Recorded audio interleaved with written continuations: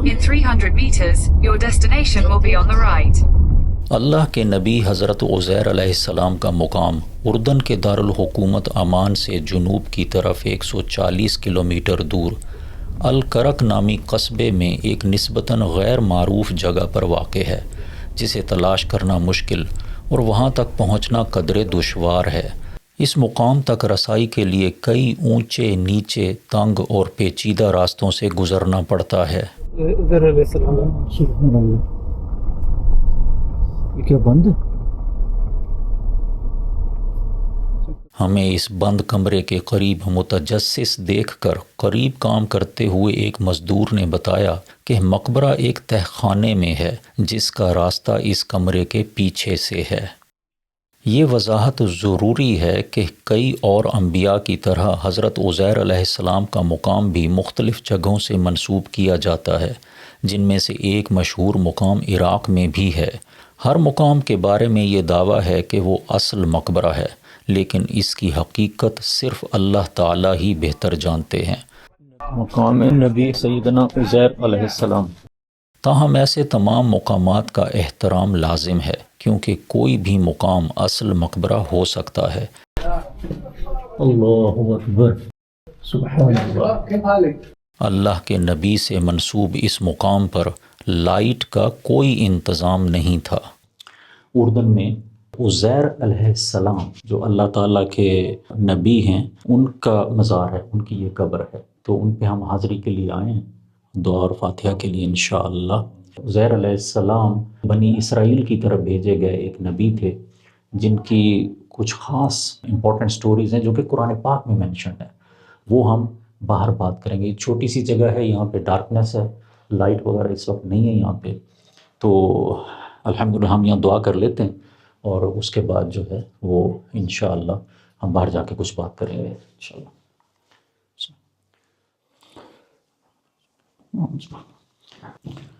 یہ زمین کے لیول سے نیچے انڈر گراؤنڈ ہے، ایئر سیڑھیاں ہیں، لیکن یہ بہت تنگ سی ایک جس طرح ہار نما سا کمرہ ہے، اس میں یہ قبر ہے، لیکن نبی کی قبر ہے تو اس کے لیے کوئی جگہ چھوٹی سی بنائی جائے یا بڑی سی بنائی جائے، ان کا مقام تو اس ارتھ سے زیادہ ہے۔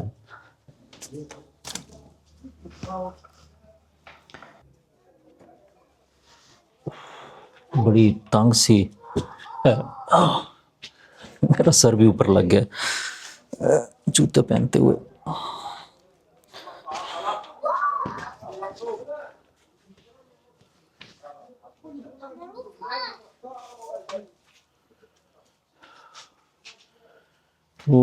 یہ وہ جگہ ہے۔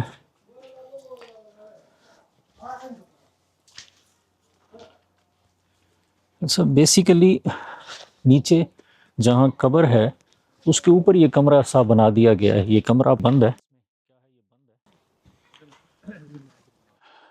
یہاں پر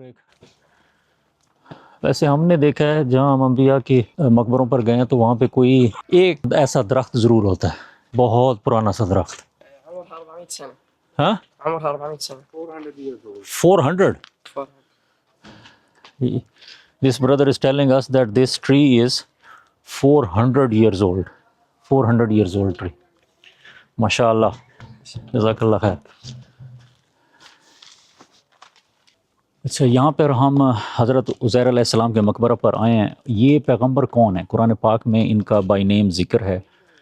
ہم سب نے بچپن سے ہی بعض کا یہ سٹوری سنی ہوتی ہے کہ ایک پیغمبر تھے جن کے پاس ایک گدھا تھا، وہ ان پیغمبر کو سلا دیا گیا تھا اور 100 سال بعد جگایا گیا۔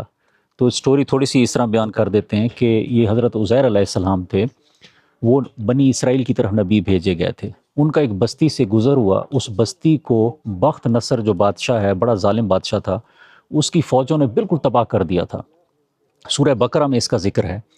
تو جب حضرت عزیر علیہ السلام اس جگہ سے گزرے تو انہوں نے حیرانگی سے کہا کہ اللہ تعالیٰ ان کو کیسے دوبارہ اٹھائیں گے، ہر چیز تباہ و برباد تھی۔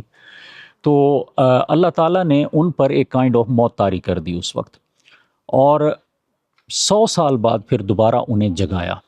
جب انہیں جگایا تو اللہ تعالیٰ نے ان سے پوچھا کہ بتاؤ تم کتنی دیر سوئے؟ تو عزیر علیہ السلام نے کہا کہ ایک دن، شاید ایک دن یا اس کا کچھ حصہ۔ تو پھر اللہ تعالیٰ نے ان کو ان کا گدھا اور کھانا، جو روایت ہے کہ گدھے کی ہڈیاں بالکل ختم ہو چکی تھیں، ہڈیاں بوسیدہ ہو چکی تھیں، اور جو کھانا تھا البتہ وہ تر و تازہ تھا۔ تو روایات میں ہے کہ اللہ تعالیٰ نے کھانے کو تر و تازہ رکھ کر دکھایا اور گدھے کو دوبارہ زندہ کر کے دکھایا۔ تو اس طرح عزیر علیہ السلام نے دیکھا کہ 100 سال بعد بھی بوسیدہ ہڈیاں بھی اللہ تعالیٰ دوبارہ جو ہے ان کو زندگی بخش سکتے ہیں۔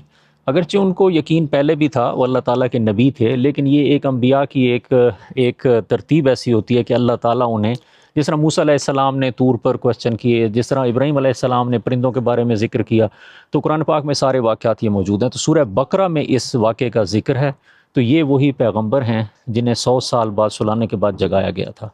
اس کے علاوہ کوئی اور بات تھی؟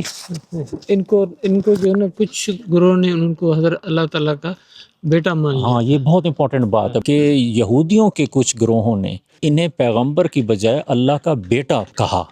تو یہ وہ نبی ہیں، تو ابھی ان کی قبر مبارک پر ہم نے حاضری دی، دعا کی، اور یہ بڑی سعادت ہے، یہ بڑی مشکل جگہ ہے۔ By the way, thanks very much Jabbar بھائی نے، عبد الجبار بھائی نے ہمارے آنے سے پہلے اس پہ اتنی ریسرچ کی، پر لوگ نہیں پہنچتے۔ ایک تو لوگوں کو علم نہیں ہوتا، اور دوسرا مسئلہ یہ ہے کہ یہ بہت ہی ریموٹ جگہ پر ہے۔ ہماری گاڑی بہت مشکل سے ان پہاڑیوں پر اور چھوٹی چھوٹی پگڈنڈیوں سے گزر کر یہاں پہنچی ہے، لیکن یہ ہمارے انبیاء کرام ہیں۔ اگر ہم جب یہاں آئیں تو بہت ضروری ہے کہ ہم ادھر حاضری دیں، دعا کریں۔ جن نبیوں سے ہماری جو نا آتے ہیں تو ہماری نسبت بھی قائم ہوتی ہے کہ ہم نبی کو تو صرف سنا ہوا تھا قرآن میں، اب ان کے ہم قبر پہ بھی حاضری دے چکے ہیں۔ دیکھیں کتنی خوبصورت بات ہے۔ اب سورہ بقرہ میں جہاں پہ ان کا ذکر ہے، سورہ بقرہ میں اس جگہ پہ ذکر جو ہے نا وہ ہے کہ اس شخص کے بارے میں آیت ہے جس کا مفہوم اس طرح بنتا ہے کہ اور اس شخص کے بارے میں کہ جسے 100 سال بعد دوبارہ ہم نے اٹھایا، اس طرح کا ایک ذکر ہے۔ اللہ معاف کرے کمی بیشی، لیکن یہ وہ چیزیں ہیں کہ جب ہم یہاں سے ہو کر جاتے ہیں اور پھر جب وہ قرآن پاک میں پڑھتے ہیں تو اس کی ایک ٹوٹل ڈیفرنٹ فیلنگ ہوتی ہے۔ تو اللہ تعالیٰ نے ہمیں توفیق دی، اور جبار بھائی کو اللہ جزائے خیر دے۔ ان جگہوں پر پہنچنا میرے جیسے بندے کے لیے تو کبھی ممکن ہی نہیں تھا، اور اللہ کی طرف سے سعادت ہمیں حاصل ہوئی، اور سر اللہ آپ کو جزائے خیر دے، اس کا بہت بڑا کام ہے انشاءاللہ۔ تو یہ ہے کہ اردن میں جب کوئی آئے تو ان جگہوں پر ضرور آئے۔ آسان نہیں ہے یہاں آنا، لیکن یہی مشکل کے انشاءاللہ بہت بڑے فائدے ہوں گے انشاءاللہ۔ السلام علیکم۔ ہماری اگلی منزل تھی اللہ کے نبی حضرت یوشع بن نون علیہ السلام کا مقام۔ جب موسیٰ علیہ السلام اور اپنے ایک ساتھی کے ساتھ خضر علیہ السلام کی تلاش میں نکلے تھے، اور ان کے پاس ایک مچھلی تھی، جو ساتھی تھے موسیٰ علیہ السلام کے وہ یوشع بن نون تھے۔